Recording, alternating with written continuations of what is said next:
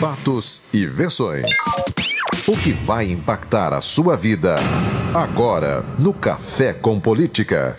E hoje no Café com Política a gente está recebendo aqui mais uma vez, depois de tanto tempo, ela esteve aqui com a gente logo no início do Super N, Primeiras Notícias, que é a pré-candidata ao Senado, deputada federal, pelo PCdoB, Jo Moraes. Seja bem-vinda, deputada. Bom dia. Bom dia, Delma, bom dia, Rodrigo. Bom dia a todo mundo que está por aqui com ansiedade para ver o que vai acontecer no campo, né?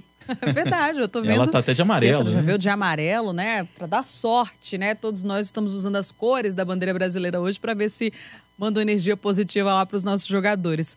Mas, deputada, hoje a senhora trouxe um assunto interessante aqui pra gente. Em outras entrevistas aqui do Café com Política, e obviamente sempre as mulheres é que tratam desse assunto aqui, sobre a participação feminina nas eleições.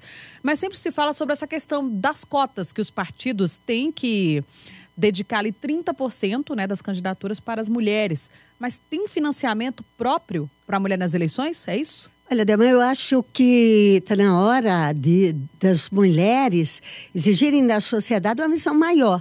Eu fiquei impressionada, Rodrigo, quando eu estava na sessão da Comissão do Senado de Assuntos Econômicos, uma deputada, a deputada Vanessa, tentou votar, não conseguiu, e um técnico disse, olha, o difícil das mulheres votarem aqui é porque elas usam creme nas mãos. Assim, é tão inusitado a presença política das mulheres, que tudo é desculpa. Quando um homem erra no seu voto, ou não, a sensibilidade não toca, ninguém fala que é creme nas mãos. Me refiro a isso porque está na hora das mulheres ocuparem seus espaços de poder. Eu acho que a grande conquista deste ano foi a decisão do Superior Tribunal Federal e do Tribunal Superior Eleitoral de definir a obrigatoriedade para que os partidos políticos destinem 30% do Fundo Especial Eleitoral para as candidaturas mulheres. E ainda houve uma última decisão complementar. As candidatas não podem doarem para os candidatos homens, a não ser que seja para produzir uma peça que lhe favoreça também. É uma boa notícia. Com certeza. E deputada, a senhora está para lançar aí uma cartilha que fala a respeito justamente do financiamento para mulheres nesse período de campanha, né? Há uma completa indecisão no campo da política. Eu nunca imaginei que, pouco menos de 100 dias antes da eleição, nós estivéssemos num quadro completamente indefinido. No Brasil inteiro, nas candidaturas à presidência, mas também aqui em Minas.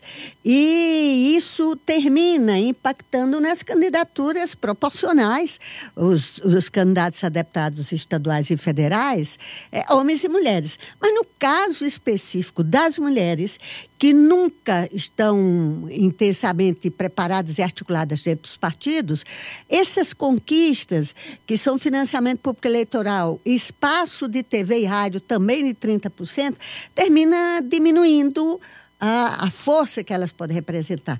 Por isso que nós, nesta segunda-feira, convidamos para o Sindicato de Jornalistas, à noite, mulheres de vários partidos, para que nós pudéssemos apresentar alguns pontos centrais que orientem esta conquista para as mulheres. Na segunda-feira à noite, então, lá no Sindicato dos Jornalistas, na Avenida Álvares Cabral. Isso. Qual o horário certinho, deputada? 19h30, para que as mulheres de todos os partidos possam ver que tem conquistas, que foi uma conquista da pressão das mulheres nas ruas e que vai facilitar, porque como o partido é obrigado a prestar conta deste dinheiro ao Tribunal Superior Eleitoral, as mulheres têm que estar espertas, porque se elas não fizerem o requerimento do recurso, elas não terão acesso.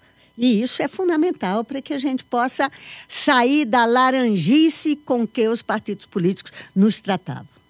Deputada, vamos falar agora da sua pré-candidatura ao Senado, né? Como a gente já apresentou aqui desde o início da entrevista, mas a minha pergunta vai no sentido de que a gente tem acompanhado aí a pré-campanha também, a tentativa de reeleição do governador Fernando Pimentel, né? E também que estaria se aproximando do PCdoB, na verdade, assim, para confirmar o apoio do PCdoB na candidatura dele à reeleição. Mas também se ventila de que a senhora poderia desistir da sua pré-candidatura ao Senado para, de repente, sair numa chapa como vice do Pimentel. Existem essas conversas ou, caso ainda não existam, se a senhora recebesse esse convite, existia essa possibilidade? A senhora teria interesse disso, de deixar de tentar uma cadeira no Senado para tentar a vice-governadoria? É muito interessante porque para as mulheres na política, todo mundo especula todo o pensamento que possa existir. É sempre um passo atrás. As mulheres nunca são vistas. Por que eu não posso ser candidata a governadora? Aliás, história, vínculo, integração é o tema, mas as pessoas pensam, não, ela vai ser vice. Eu quero lhe dizer que essa semana o PCdoB nacional teve um contato com a direção nacional do Partido dos Trabalhadores, fizeram algumas discussões, mas a direção do PCdoB reafirmou a minha candidatura ao Senado. Esta é a proposta que está. Isto por quê? Porque no Senado nós precisamos, aqui em Minas, alguns desafios. O primeiro desafio é recuperar a representação enfraquecida que Minas se encontra hoje no país e na política. E acho que o campo da luta democrática, que eu expresso na minha trajetória, dos desafios da luta social, sobretudo das mulheres, jogaria um papel muito grande de representação desde a senadora Júnia Marise. Em 1995, foi a última mulher mineira que foi para lá.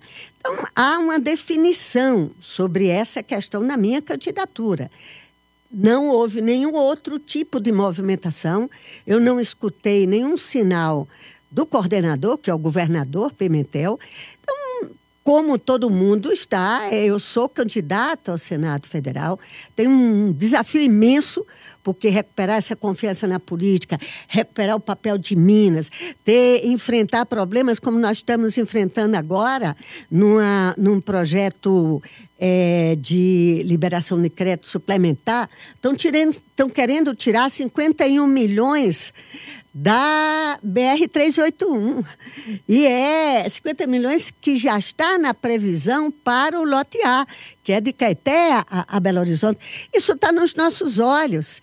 Claro que a bancada está fazendo um movimento, nós tivemos aqui também uma movimentação da sociedade, mas a Minas não pode acompanhar essa perda de recursos sem uma indignação. E eu acho que a voz da mulher será uma voz para fazer de Minas um estado que possa retomar o prestígio que ele sempre teve. Né? Deputada, a senhora reafirmou a sua pré-candidatura ao Senado, mas eu pergunto para a senhora, na chapa do governador Pimentel ou na chapa do ex-prefeito de Belo Horizonte, Márcio Lacerda, porque a gente já sabe que a senhora foi assediada, digamos assim, pela chapa de Márcio Lacerda para que pudesse compor com ele. Olha, é muito interessante a gente pegar este aspecto particular e compreender com a política mais geral do PCdoB. O PCdoB acha que o Brasil está numa situação gravíssima, que nós temos que pactuar para que até o final de dezembro nós possamos eleger um presidente da República comprometido com o desenvolvimento, a sustentabilidade, a economia local. Nós estamos perdendo a Embraer para a Boeing, nós estamos perdendo a autonomia soberana, ameaçados da base de Alcântara, nós estamos com o satélite geoestacionário no ar, que vai ser vendido. Então, nós temos um projeto para recuperar este país. E, para isso, a gente tem que conversar com um conjunto de forças políticas. Essa semana mesmo, na Câmara dos Deputados, foi lançada uma frente parlamentar integrada pelos 5 partidos, pelo PCdoB, pelo PT, pelo PSB, pelo PDT e pelo PSOL. E o PPL também esteve presente. Então, nós estamos conversando com todo mundo. O quadro aqui em Minas, nós consideramos que o PDT, o PSB, o PT, junto com o PCdoB e também outros partidos e outras figuras, o Solidariedade tem um presidente muito afinado com a luta. Nós temos o PROS, com figuras políticas que buscam Minas Gerais. Então, nós estamos conversando e nós não somos reféns. E isso é que é muito importante. O PCdoB é um partido de 96 anos. Nos últimos tempos, estivemos muito juntos com o PT, porque era um ciclo histórico. Mas nós temos um projeto, temos uma cara, temos lideranças. Estamos fazendo essa construção. Um projeto ou um acordo, os dois têm que ganhar. Então, nós estamos conversando para que o PCdoB viabilize a sua presença bem nessas eleições. Está tudo tão indefinido que nem isso está definido. Mas qual candidatura a senhora mais simpatiza? Jô Moraes mais simpatiza? Olha, a Jô Moraes simpatiza com a candidatura que tiver a capacidade de unir forças numa proposta democrática, de compromisso. Eu acho que nós não temos diálogo com nenhum dos partidos que representam esse pensamento neoliberal, de integra. Nós não temos, não são as pessoas, nós não temos possibilidade de construir uma aliança com o PSDB. Não temos possibilidades de construir uma aliança com o DEM. Não são as pessoas que determinam, são os partidos e os seus programas. E são esses que estão sustentando o governo do presidente Temer, levando a essa crise, vivendo uma instabilidade que nós nem sabemos qual é a tendência principal dos candidatos. Você vê a candidata a presidente de centro, ou de direita, está em uma indefinição. É Alckmin,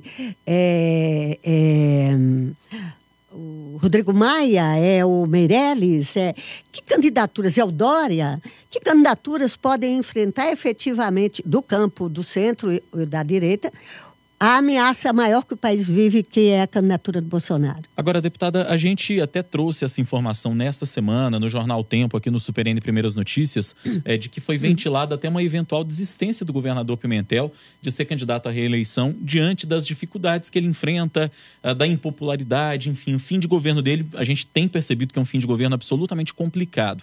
Na opinião da senhora, seria uma possibilidade essa desistência da tentativa de reeleição do governador Fernando Pimentel, com a esquerda, o campo de esquerda em Minas se unindo, talvez em torno de uma só candidatura, envolvendo esses partidos parceiros aí que a senhora citou? Olha, a gente não pode especular o que vai na alma das pessoas. Até agora, nas relações públicas, nas relações com o PCdoB, o governador Pimentel tem se colocado candidato a governo e tem articulado e andado buscando reforçar sua candidatura. Os desafios que ele enfrenta são muito grandes. Esse estado foi recebido por ele e ele divulgou pouco o estado que ele recebeu, sem estrutura, com déficits, com compromissos fiscais que foram feitos pela gestão anterior, sem nenhuma responsabilidade. E, claro, enfrenta uma crise, ele está se saindo melhor do que a situação do Rio, do que Rio de Janeiro, do que a situação do Rio Grande do Sul.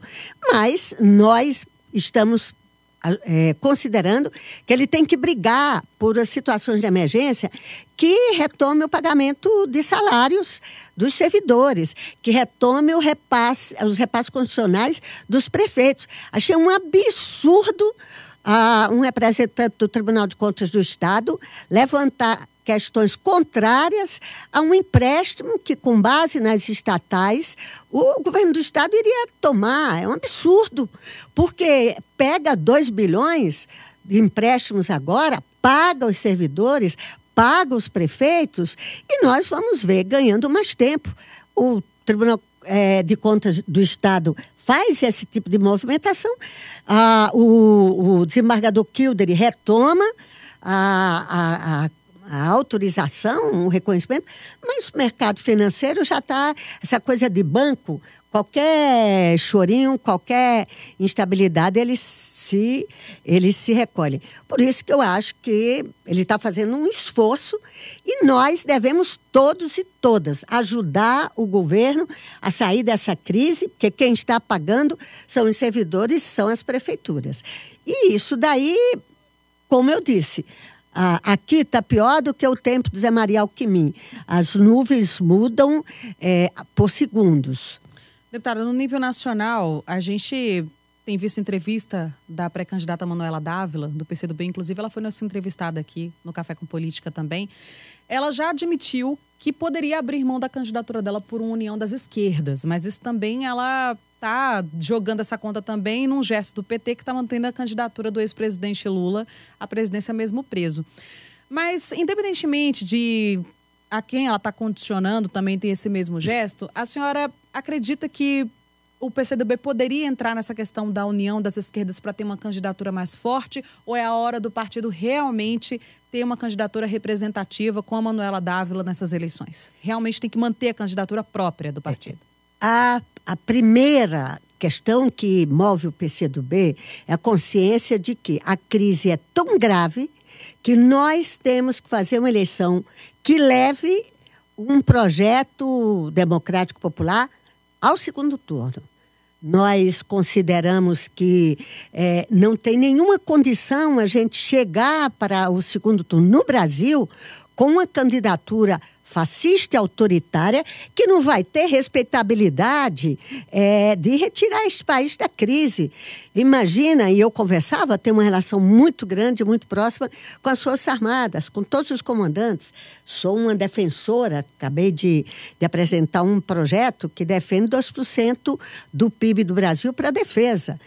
Mas a gente conversava, os senhores, primeiro eles dizem, não tem interesse, o mundo é outro. O comandante Vilas Boas, inclusive, falou isso, o mundo é outro. Vocês não vão ter ouro para bem do Brasil, porque foi a forma de enfrentar a crise fiscal daquele período, né? Mas dentro desse quadro, o que interessa para o PCdoB é ir uma candidatura para o segundo turno que una esse conjunto de forças e que possa enfrentar a crise. Evidente que, para isso, se surge uma pactuação dos 5 partidos para irem juntos em torno da candidatura, não será o PCdoB nem a Manuela que será a óbice. Agora, não venham pedir que o PCdoB tire sozinho sua candidatura, como sempre, para ser linha auxiliar de qualquer projeto. O PCdoB tem sua cara, seu projeto, 96 anos e uma candidata a presidente da República, que justiça seja feita. Eu sou de várias gerações posterior a ela, mas ela representa as mulheres e os socialistas que estão no PCdoB. Muito bem, Jo Moraes, deputada federal pelo PCdoB, pré-candidata ao Senado, foi nossa entrevistada, convidada hoje aqui no Café com Política. Foi um prazer recebê-la mais uma vez. Bom dia para a senhora. Obrigado. Obrigada, Rodrigo. Obrigada, Delma. Obrigada a todo mundo que ajudou a gente a estar no ar. E eu quero dizer para vocês que é sempre bom, porque vocês são muito provocadores. E o que mais a política precisa é a livre provocação democrática para que tudo venha ao ar. É isso, nosso compromisso.